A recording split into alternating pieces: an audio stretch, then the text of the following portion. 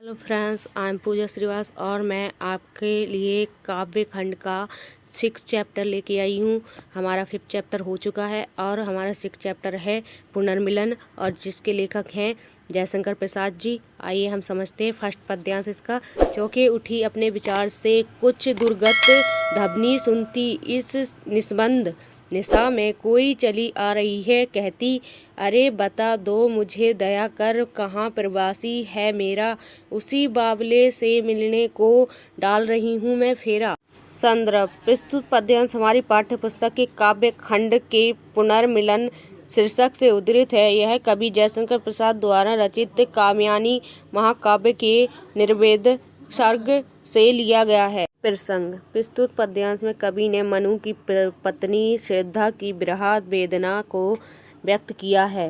व्याख्या प्रसाद जी कहते हैं कि ईड़ा सरस्वत नगर की रानी अपने विचारों में खोई हुई थी। तभी उसे दूर से आती हुई आवाज़ सुनाई दी, जिस आवाज़ को सुनकर वह चौंक पड़ी। उसने सुना कि दूर से इस शांत रात में कोई स्त्री कहती हुई चली आ रही थी कि अरे कोई मुझ पर दया करे, कोई तो मेरे प्रवासी पति के बारे में मुझे बता दे, वह कहाँ है। मैं उस बावले प्रीतम को ढूंढने के लिए यहाँ वहाँ भटक रही हूँ। काव्यगत सौंदर्य भाषा शुद्ध साहित्यिक खड़ी बोली मुहावरेदार गुण प्रसाद रस वियोग श्रृंगार छंद मात्रिक शब्द शक्ति व्यंजना अलंकार अनुप्रास्त अलंकार निस्बंध निशा में ना वर्ण की पुनरावृत्ति होने के कारण यहाँ अनुप्रास्त अलंकार है। पद्यांश सेकंड रूठ गया था अपनेपन से अपना सखी ना उसको मैं, वह तो मेरा अपना ही था भला मानाती किसको मैं। यही भूल अब सूल सदृश हो साल रही उर मैं, मेरे कैसे पाऊंगी उसको मैं, कोई आकर कह दे रे। संदर्भ पूर्वत प्रसंग यहाँ कविवर प्रसाद जी ने पति के विरह में व्याकुल श्रद्धा की वेदना को व्यक्त किया है। व्याख्या श्रद्धा कहती है कि मेरा प्रीतम मनु मुझसे रूठ गया है। ऐसा लगता है कि वह अपने आप से ही रूठ गया है। मुझे तो ऐसा लगता था कि वह अपने आप ही मान जाएगा, परंतु वह मुझे छोड़कर ना जाने कहाँ चला गया। मैं उसे मना भी ना सकी। मैंने यह भी ना सोचा कि कोई अपने आप भी कहाँ मानता है। वह तो मेरा अपना प्रीतम था, तो मैं क्यों मनाती। मेरी यही भूल अब मेरे हृदय में कांटे की भांति चुभ रही है। अर्थात श्रद्धा अब स्वयं पश्चाताप कर रही है कि मैंने यदि मनु को मना लिया होता तो वह मुझे छोड़कर ना जाता। अब मैं उनको कैसे ढूंढूं, कोई तो मुझे उनके बारे में आकर कुछ बता दे।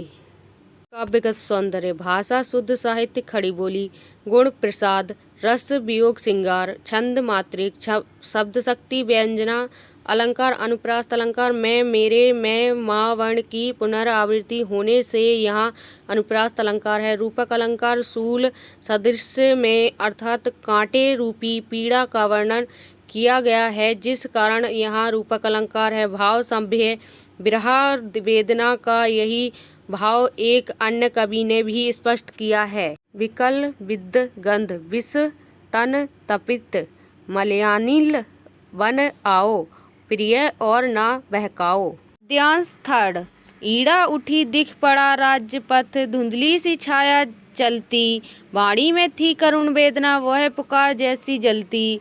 शिथिल शरीर वसन संखल कबरी अधिक अधीर, खुली छिन्न पत्र मकरंद, लुटी सी ज्यों मुरझाई हुई कली। संदर्भ पूर्वत प्रसंग प्रस्तुत पद्यांश में कवि ने बताया है कि ईड़ा सोच में डूबी बैठी थी। तभी उसे एक स्त्री की आवाज़ सुनाई पड़ी, जो अपने पति को ढूंढने की पुकार कर रही थी। व्याख्या प्रसाद जी कहते हैं कि श्रद्धा की वेदना भरी आवाज़ सुनकर ईड़ा चौंक उठ खड़ी होती है। ईड़ा को राजपथ पर किसी स्त्री की धुंधली सी छाया चलती प्रतीत होती है, जिसकी वाणी में करुण वेदना है। वह पुकार विरह के ताप में जलती हुई प्रतीत हो रही है। श्रद्धा का शरीर अपने प्रीतम की खोज में दुर्बल हो गया है और उसके वस्त्र भी अस्त्र व्यस्त हैं। उसकी बेड़ी खुल गई हैं और वह टूटे पत्तों की भांति बिखर गई है, मानो फूल से उसका पराग छिन गया हो। श्रद्धा की स्थिति ऐसी हो गई है जैसे कोई कली पूर्णतः मुरझा गई हो। काव्यगत सौंदर्य, भाषा शुद्ध, साहित्यिक खड़ी बोली, गुण प्रसाद, रस वियोग, श्रृंगार एवं करुण, छंद मात्रिक, शब्द शक्ति, अविदा तथा व्यंजना, अलंकार, उपमा अलंकार, धुंधली सी लुटी सी में उपमेय उपमान की समानता व्यक्त होने से उपमा अलंकार है। रूपक अलंकार, छिन्न पत्र में उपमेय उपमान की एक रूपता होने के से रूपक अलंकार है। अनुप्रास अलंकार, शिथिल शरीर और वसन विशृंखल में क्रमशः सा और वा वर्ण की पुनरावृत्ति होने के कारण अनुप्रास अलंकार है। उत्प्रेक्ष अलंकार, ज्यों मुरझाई कली में उपमेय और उपमान की संभावना होने से उत्प्रेक्ष अलंकार है। पद्यांश 4, नव कोमल अवलंब, साथ में बाएं किशोर उंगली पकड़े, चला आ रहा था मौन धैर्य सा अपनी माता को जकड़े। थके हुए थे दुखी बटोही, वे दोनों ही माँ बेटे, खोज रहे थे भूले मनु को जो घायल होकर लेटे। संदर्भ पूर्वक प्रसंग, यहाँ कविवर प्रसाद जी ने बताया है कि श्रद्धा के साथ उसका पुत्र भी था। वे मनु को ढूंढ रहे थे। व्याख्या, ईड़ा ने उस स्त्री को देखा और उसके साथ एक सुंदर कोमल बालक भी था जो उस स्त्री की उंगली पकड़कर उसके साथ चला आ रहा था।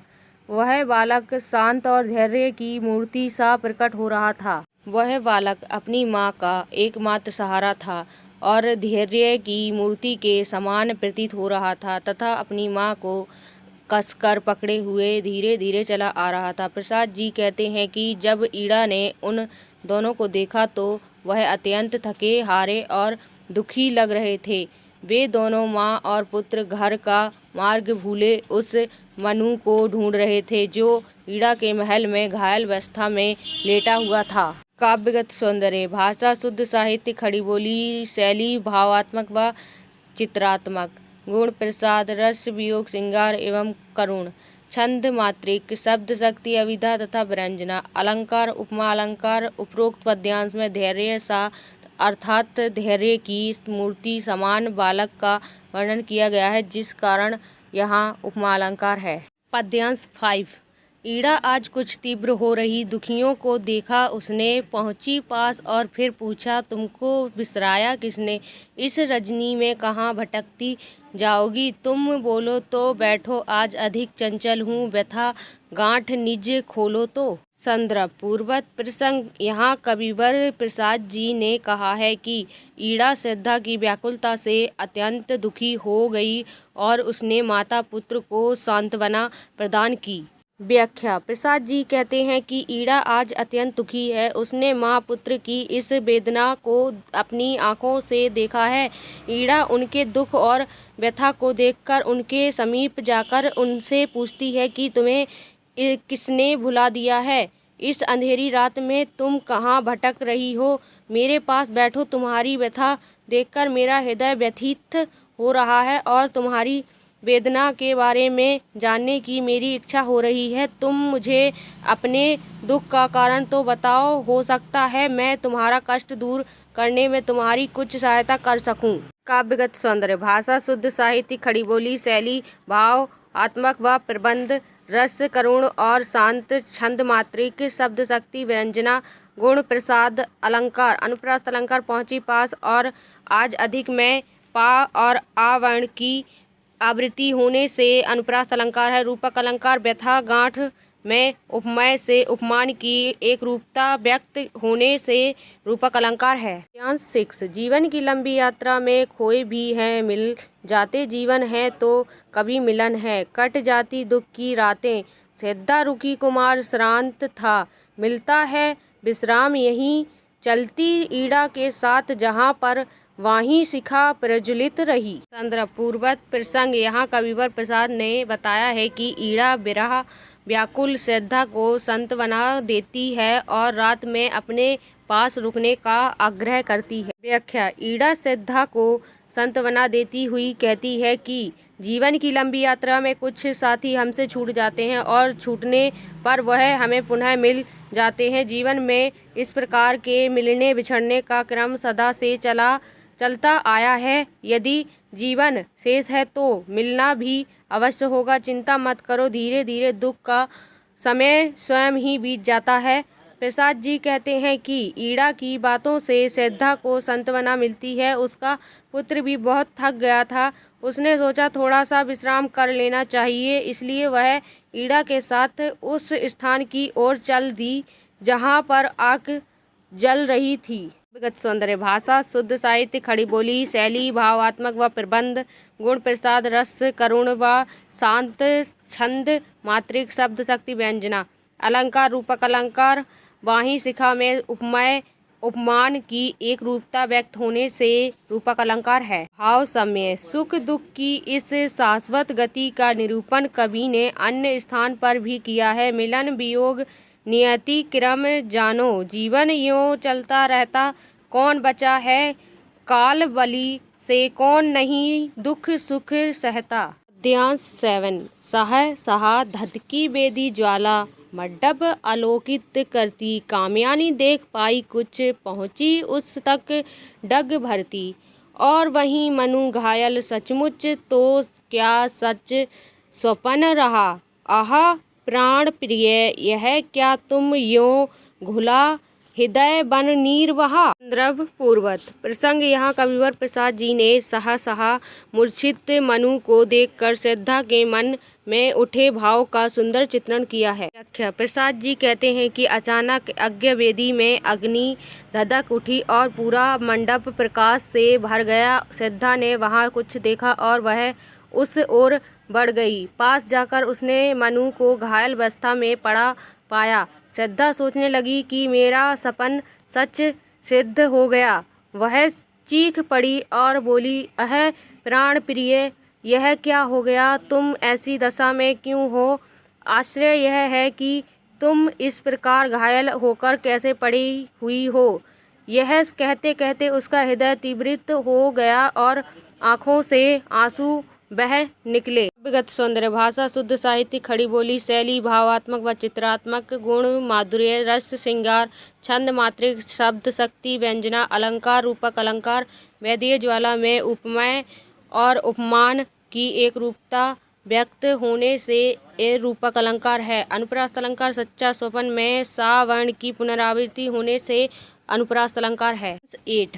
ईड़ा चकित श्रद्धा आ बैठी, वह थी मनु को सहलाती, अनुलेपन सा मधुर स्पर्श था, व्यथा भला क्यों रह जाती। उस मूर्छित निर्बता में कुछ हल्के से स्पंदन आए, आंखें खुली, चार कोनों में चार बिंदु आकर छाए। पूर्वत प्रसंग प्रस्तुत पद्यांश में कवि ने श्रद्धा और मनु के मिलन का अत्यंत मार्मिक और हृदय स्पर्शी चित्रण किया है। व्याख्या। प्रसाद जी कहते हैं कि श्रद्धा और मनु के प्रेम को देखकर ईड़ा चकित हो उठी। श्रद्धा मनु के पास बैठकर उसको सहलाने लगी। मनु को घायल अवस्था में लेटा देखकर श्रद्धा उसके पास बैठकर उससे पूछने लगी कि उसकी यह दशा कैसे हुई। श्रद्धा का स्पर्श अत्यंत सुखद मरम के समान था। इतने कोमल एवं सुखद स्पर्श के रहते पीड़ा वहाँ ठहर ही नहीं सकती थी। श्रद्धा के स्पर्श से ने महरम का काम किया और मूर्छित पड़े मनु के शरीर में हल्की सी कंपन उत्पन्न हुई। मनु के अचेत शरीर में चेतना लौटने लगी, मूर्छा दूर हुई और मनु ने अपनी आंखें खोलीं। उसने श्रद्धा को देखा और उसकी आंखों से पश्चाताप के आंसू बहने लगे। काव्यगत सौंदर्य भाषा शुद्ध साहित्य, खड़ी बोली शैली, भावात्मक व चित्रात्मक गुण, माधुर्य रस, श्रृंगार, छंद, मात्रिक शब्द शक्ति, लक्षणा व व्यंजना, अलंकार, उपमा अलंकार, अनुलेपन सा में उपमय और उपमान की समानता होने से उपमा अलंकार है। भाव समय। कवि बिहारी ने भी ऐसे ही भाव निम्न पंक्तियों में स्पष्ट किए हैं। दोनों के दोनों नैन मिलत खिलत बहु भाता असुर सुधा रस सिंची तन अमित हरस उपजात। 9 उधर कुमार देखता ऊंचे मंदिर मंडप बेदी को, यह सब क्या है नया मनोहर कैसे यह लगते जी को। माँ ने कहा अरे आ तू भी देख पिता है पड़े हुए, पिता आ गया लो यह कहते उसके रूए खड़े हुए। द्रव पूर्वत प्रसंग, यहाँ प्रसाद जी ने एक किशोर वय बच्चे की मनोभावनाओं का सूक्ष्म चित्रण किया है। व्याख्या, प्रसाद जी कहते हैं कि इस समय उनका पुत्र वहाँ बने ऊंचे ऊंचे मंदिरों मंडपों एवं यज्ञ वेदी को देख रहा था। वह सोचने लगा कि यह सब कितना मोहक तथा सुंदर है जो मेरे मन को आकर्षित कर रहा है। मनु के चेतन होने पर माँ श्रद्धा ने अपने पुत्र को पुकार कर कहा कि तू भी आकर अपने पिता को देख ले, देख ये भूमि पर लेटे हुए हैं। माँ की पुकार सुनते ही वह आया और पिता को देखकर बोला, पिताजी देखो मैं आपके पास आ गया। पिता से बात कर पुत्र अत्यधिक प्रसन्न हुआ तथा दोनों ही रोमांचित हो गए।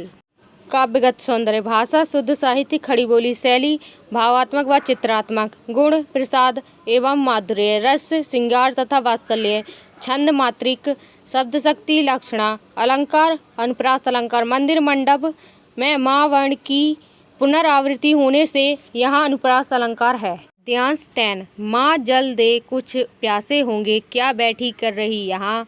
मुखर हो गया सूना मंडप, यह सजीवता रही कहाँ।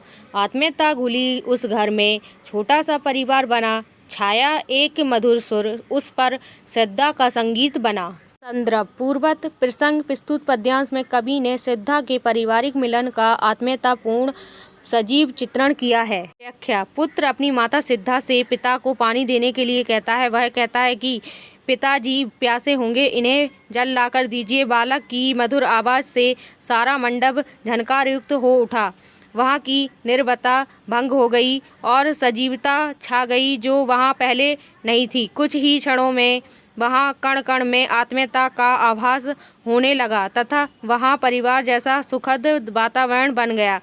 श्रद्धा को यह सब एक संगीत के समान सुहाना लगा, अर्थात सब अब उनके बीच आनंद ही आनंद का भाव विद्यमान रह गया था। काव्यगत सौंदर्य, भाषा शुद्ध, साहित्य खड़ी बोली, शैली भावात्मक, चित्रात्मक व संकलाप, गुण माधुर्य, रस श्रृंगार तथा वात्सल्य, छंद मात्रिक, शब्द शक्ति, लक्षणा व व्यंजना, अलंकार उपमा अलंकार, छोटा सा में उपमेय उपमान की समानता होने पर उपमा अलंकार है। मानवीकरण अलंकार, बालक की आवाज़ द्वारा वातावरण में सजीवता के भाव से मानवीकरण अलंकार है। अनुप्रास अलंकार, मधुर स्वर में रावण की पुनरावृत्ति होने से यहाँ अनुप्रास अलंकार है। फ्रेंड्स, 6 चैप्टर हमारा कंप्लीट हो चुका है। अब हम मिलते हैं अपने नेक्स्ट वीडियो में। लाइक एंड सब्सक्राइब कर दीजिएगा। Thank you so much.